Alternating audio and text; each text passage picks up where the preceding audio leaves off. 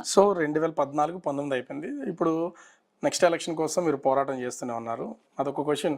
అతి చిన్న వయసులోనే పొలిట్ బ్యూరో లాంటి ఒక పెద్ద పదవి అసలు ఎక్స్‌పెక్ట్ చేసారా మీరు? వాళ్ళతో అంటే పొలిట్ బ్యూరోలోకెళ్ళేసరికి ఉద్దండులుంటారు. ఇప్పటికీ అలాంటి వాళ్ళే ఉన్నారు. అనిత గారికి ఇది వస్తదని అనుకున్నారా అసలు? నేను చెప్పాను ఇందాక. నేను ఈ రోజు వరకు చంద్రబాబు నాయుడు గారి దగ్గరికెళ్ళి, సార్ నాకు ఈ పదవి ఇవ్వండి నేను అడగలే.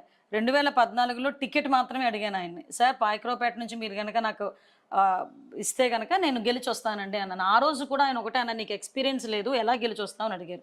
నాకు ఇన్‌చార్జ్‌గా అవకాశం ఇవ్వండి. నేను చేయగలను అనుకుంటే దెన్ మీరు కంటిన్యూ చేయండి. అదర్ దాన్ నేను నా ఉద్యోగానికి వెళ్ళిపోతాను. లేదంటే పార్టీకి పని చేస్తా అని ఆ రోజు చెప్పా. ఈ రోజు వరకు నేను ఆయన్ని ఏమీ అడగలే. Either caste base, gender base, whatever it may be. నిజంగా మీరు అన్నట్టు పాలిట్ బ్యూరో అనేది నాకు అతిపెద్ద పదవి. అంతకు మించి పదవి ఏమీ లేదు పార్టీలో. ఇప్పుడు చూస్తే ఏపీలో అటు టీడీపీకి సంబంధించి మహిళా అధ్యక్షురాలుగా ఉన్నారు. మీరు మహిళా అధ్యక్షురాలికి పదవికి వన్నీ తెచ్చేంత పోరాటాలు ఏం చేశారని అనుకుంటున్నారు మీరు? అంత అంత విధంగా మీరు ఏమైనా పోరాటం నేను చేశారా? చెప్పుకోగలరా? పదవులకు వన్నీ తెచ్చేటంత పోరాటం నేను చేసానో లేదో ప్రజలు చెప్పాలి గానీ, నేనైతే కమిట్మెంట్‌గా వర్క్ చేశాను. నేను అధ్యక్షురాలుగా అయిన తర్వాత కరోనా టైంలో నేను అధ్యక్షురాలు కింద అయ్యా. ఎగ్జాక్ట్‌గా కరోనా టైం. కరోనా టైంలో నేను, నా డ్రైవరు, నా పిఏ రాష్ట్రం అంతా తిరిగినంతగా మిగతా ఏ నాయకుడు తిరగలేదేమో. ఏ పార్టీలోని కూడా. ఎందుకు నేను ఇంత గర్వంగా చెప్తున్నానంటే, గర్వం కూడా కాదు, ఒక ఇంత బాధ. కరోనా లాంటి సిట్యుయేషన్స్‌లో కూడా ఆడవాళ్ళ మీద అఘాయిత్యాలు తగ్గలేదు ఈ గవర్నమెంట్‌లో. పలానా ఎక్కడ పులివెందుల దగ్గర నుంచి మొదలు పెట్టుకొని అనంతపూర్ దగ్గర తిరిగాము, పులివెందుల తిరిగాను, కడప వచ్చాను. అన్ని ఏరియాస్ కూడా కవర్ చేసుకొని ఎక్కడ ఏ అమ్మాయికి అన్యాయం జరిగినా కూడా డెఫినెట్‌గా అక్కడ నా ప్రెజెన్స్ ఉండేది. కానీ ప్రజా సమస్యల విషయానికి వస్తే తెలుగు మహిళా అధ్యక్షురాలుగా చేయాల్సిన పోరాటాలు చేయలేదు. ప్రభుత్వం మీద చేసినటువంటి విమర్శలకి విమర్శలు చేయడమే కానీ దాన్ని ఆచరణ రూపంలో ఉద్యమాలు ఏమీ లేవనేది మీ మీద ఉన్నటువంటి ఒక విమర్శ. ఏం చెప్తారు? ఓకే, ఉండొచ్చు. ఎవరి ఉద్దేశం వాళ్ళది. ఇప్పుడు మీ ఉద్దేశం మీది, నా ఉద్దేశం నాది. ఈరోజు నేను ఒకటే ఎగ్జాంపుల్ చెప్తున్నా. దిశ యాక్ట్ గురించి మేము మాట్లాడాం. దిశ యాక్ట్ గురించి నేను మాట్లాడాను. దిశ యాక్ట్ గురించి ప్రతిసారి మేము చెప్పేవాళ్ళమి. 21 రోజుల్లోనే ఇవి తీసేస్తాం అది ఇది అనేటప్పుడు కూడా నేను చాలా హ్యాపీ ఫీల్ అయ్యాను. నిజంగా జరుగుతుందేమో అని. బట్ అది జరగల. నేను ప్రతి ఆస్పెక్ట్లోని కూడా నేను విజయం సాధించానని చెప్పడానికి ఉన్న ఏకైక ఆధారం ఏంటో చెప్పనా? నా మీద 23 కేసులు. ఓకే. అంటే ఏమీ లేకుండానే, నేను పోరాటం చేయకుండానే నా మీద ఇన్ని 23 కేసులు పెడతాడు ఎవడైనా? ఇక్కడ మీకు కొంత ఇబ్బంది అనిపించవచ్చు. అది అడగడానికి కూడా నాకు ఇబ్బందిగానే ఉంది. ఇక్కడ అంటే ఎదురెదురుగా నాకు 2 సిచ్యువేషన్స్ మీ ఇంట్లో కనిపిస్తున్నాయి. ఒకటి మీరు, మీ పిల్లలు ఫోటో. ఒకసారి అరుణ్ అది చూపించు. అంటే ఈ ఫోటో చూస్తున్నాం, చాలా చూడముచ్చినట్టయిన ఫ్యామిలీ. దీనికి ఆపోజిట్గా ఎదురుగా రాధాకృష్ణులు కనిపిస్తున్నారు. ఈ 2 ఏంటి అంటే, ఒకటి మీ రాజకీయాలకి సంబంధించి ఇప్పుడు కూడా మీ ఫ్యామిలీకి కొంత డిస్టర్బెన్స్ నడుస్తుంది ఎప్పటి నుంచో, మీకు మీ హస్బెండ్కి సంబంధించి. అది మీ రాజకీయానికి ఎప్పుడు అడ్డొస్తుందని ఎప్పుడు ఫీల్ అవ్వలేదా? ఇప్పుడు కూడా ఫ్యామిలీ వేరు, రాజకీయం వేరు, అంతే. అంటే ఫ్యామిలీ సెపరేట్, రాజకీయం సెపరేట్. ఇంత పెద్ద పూజ గది కనిపిస్తూ ఉంది. నా క్వశ్చన్ ఏంటంటే, అనిత గారు హిందువా, క్రిస్టియనా? ఇది చాలా చాలా ఇంపార్టెంట్ క్వశ్చన్. ఎందుకు నేను ఈ మాట మిమ్మల్ని అడగాల్సి వస్తుందంటే, అనిత గారి దగ్గర ఒక కాంట్రవర్సీ ఉంది. అది మీరు హిందువా, క్రిస్టియనా? అనిత గారికి కాంట్రవర్సీ చేశారు. అనిత ప్యూర్ హిందూ. ఎందుకు మరి క్రిస్టియన్ అనే ముద్ర మీ మీద ఉంది? చెప్తున్నాను కదా, ఏవేవో ఇంటర్వ్యూస్లో నేను మాట్లాడిన మాటల్ని కట్ అండ్ పేస్ట్ చేసి ఇప్పుడు నేనున్నానండి. నేను ప్రజాప్రతినిధిని. గుడికి వెళ్తాను, చర్చ్కి వెళ్తాను, అట్ ద సేమ్ టైం మసీదుకి వెళ్తాను. ఇప్పుడు నా 3 మాటలు మాట్లాడారు కదా, ఏదైనా సందర్భం వచ్చినప్పుడు ఈ గుడి తీసేస్తారు, మసీదు తీసేస్తారు. నేను చర్చ్ అనే పదం ఉపయోగించాను కదా, ఇది ఒక్కటే టక్మని కట్ చేస్తారు.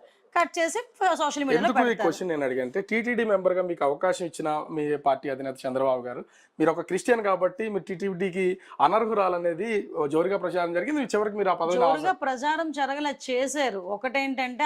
ఒకటేంటంటే నన్ను ఇబ్బంది పెట్టాలి, తెలుగుదేశం పార్టీని ఇబ్బంది పెట్టాలి. నేను ఒకటే అడుగుతున్నాను, నిజంగా ఆ రోజు నా మీద లేచిన నోళ్ళు ఈ రోజు కరుణాకర్ రెడ్డి గారు వాళ్ళ అమ్మాయికి ఏ రకంగా పెళ్లి చేశారండి? ఒక క్రిస్టియన్కి ఇచ్చి పెళ్లి చేశారు. అందులో ఎంతమంది క్రిస్టియన్స్ లేరు? ఈ రోజుకి కూడా అన్యమత ప్రచారం ఎంతవరకు జరగట్లేదు తిరుమల తిరుపతి దేవస్థానం కొండ మీద? ఒకసారి మనం కూడా ఆలోచించుకోవాలి కదా. కేవలం అనితని ఇబ్బంది పెట్టాలి అనుకున్నారు. వాట్ ఎవర్ ఇట్, నేను ఎంత పాజిటివ్గా తీసుకుంటానంటే, ఒక పెద్ద స్థాయిలో అనితని టార్గెట్ చేయాలి అనుకున్నారు అనుకుంటే ఎంతో కొంత స్టఫ్ అనితకు ఉంది కాబట్టి మ్యాక్సిమం వాళ్ళు నా మీద కొంచెం టార్గెట్ చేయడానికి ప్రయత్నం చేస్తారు. ఇక్కడ టార్గెట్ అంటే నాకు ఇంకోటి కూడా గుర్తొస్తుంది. 2014 నుంచి మీరు 19 వరకు అసెంబ్లీలో ఉన్నారు. అసెంబ్లీలో నిజంగా ఒక ఫైర్ బ్రాండే. మీకు అపోనెంట్లో రోజా గారు ఉన్నారు. మీకు రోజా గారికి ఎప్పుడు పడేది కాదు. ప్రతి విమర్శలు. ఎందుకు రోజా గారు అంటే మీకు పడదా, లేకపోతే ఆవిడకి నాకు ఏమైనా ఆస్తిగతలు ఉన్నాయంటండి, లేకపోతే ఆవిడ నేను చుట్టాలు అనుకున్నారా? హా? ఆవిడకి నాకు ఎటువంటి ఆస్తి తగాదాలు లేవు, ఆవిడకి నాకు ఎటువంటి చుట్టరికాలు లేవు. సో 2014, 19 అయిపోయింది. ఇప్పుడు నెక్స్ట్ ఎలక్షన్ కోసం మీరు పోరాటం చేస్తూనే ఉన్నారు. అదొక క్వశ్చన్, అతి చిన్న వయసులోనే పొలిట్ బ్యూరో లాంటి ఒక పెద్ద పదవి అసలు ఎక్స్పెక్ట్ చేశారా మీరు? వాళ్ళతో అంటే పొలిట్ బ్యూరోలోకి వెళ్ళేసరికి ఉద్దండులు ఉంటారు, ఇప్పటికీ అలాంటి వాళ్ళు ఉన్నారు. అంతగారికి ఇది వస్తుందని అనుకున్నారు అసలు? నేను చెప్పాను ఇందాక, నేను ఈ రోజు వరకు చంద్రబాబు నాయుడు గారి దగ్గరికి వెళ్ళి సార్ నాకు ఈ పదవి ఇవ్వండి నేను అడగలే. 2014లో టికెట్ మాత్రమే అడిగాను ఆయన్ని. సార్ పాయకరావుపేట నుంచి మీరు కనుక నాకు ఇస్తే కనుక నేను గెలిచి వస్తానండి అన్నాను. ఆ రోజు కూడా ఆయన ఒకటే అన్న, నీకు ఎక్స్పీరియన్స్ లేదు, ఎలా గెలిచి వస్తావు అని అడిగారు. నాకు ఇన్ఛార్జ్గా అవకాశం ఇవ్వండి, నేను చేయగలను అనుకుంటే దెన్ మీరు కంటిన్యూ చేయండి, అదర్ దాన్ నేను నా ఉద్యోగానికి వెళ్ళిపోతాను, లేదంటే పార్టీకి పని చేస్తాను అని ఆ రోజు చెప్పా. ఈ రోజు వరకు నేను ఆయన ఏమీ అడగలే. Either caste base, gender base, whatever it may be. నిజంగా మీరు అన్నట్టు పాలిట్ బ్యూరో అనేది నాకు అతిపెద్ద పదవి, అంతకు మించి పదవి ఏమీ లేదు. ఇప్పుడు చూస్తే ఏపీలో అటు టీడీపీకి సంబంధించి మహిళా అధ్యక్షురాలుగా ఉన్నారు. మీరు మహిళా అధ్యక్షురాలకి పదవికి వన్నీ తెచ్చేంత పోరాటాలు ఏం చేశారని అనుకుంటున్నారు మీరు? అంత విధంగా మీరు ఏమైనా పోరాటం నేను చేశారా? పదవులకు వన్నీ తెచ్చేటంత పోరాటం నేను చేసానో లేదో ప్రజలు చెప్పాలి కానీ నేనైతే కమిట్మెంట్గా వర్క్ చేశాను. నేను అధ్యక్షురాలుగా అయిన తర్వాత కరోనా టైంలో నేను అధ్యక్షురాల కింద అయ్యా. ఎగ్జాక్ట్ కరోనా టైంలో నేను, నా డ్రైవరు, నా పిఏ రాష్ట్రం అంతా తిరిగినంతగా మిగతా ఏ నాయకుడు తిరగలేదేమో, ఏ పార్టీలోని కూడా. ఎందుకు నేను ఇంత గర్వంగా చెప్తున్నానంటే, గర్వం కూడా కాదు, ఒక ఇంత బాధ. కరోనా లాంటి సిచ్యువేషన్స్లో కూడా ఆడవాళ్ళ మీద అఘాయిత్యాలు తగ్గలేదు ఈ గవర్నమెంట్లో. పలానా ఎక్కడ పులివెందుల దగ్గర నుంచి మొదలు పెట్టుకొని అనంతపూర్ దగ్గర తిరిగాము, పులివెందుల తిరిగాను, కడప వచ్చాను, అన్ని ఏరియాస్ కూడా కవర్ చేసుకొని ఎక్కడ ఏ అమ్మాయికి అన్యాయం జరిగినా కూడా డెఫినెట్గా అక్కడ నా ప్రజెన్స్ ఉండేది. కానీ ప్రజా సమస్యల విషయానికి వస్తే తెలుగు మహిళా అధ్యక్షురాలుగా చేయాల్సిన పోరాటాలు చేయలేదు.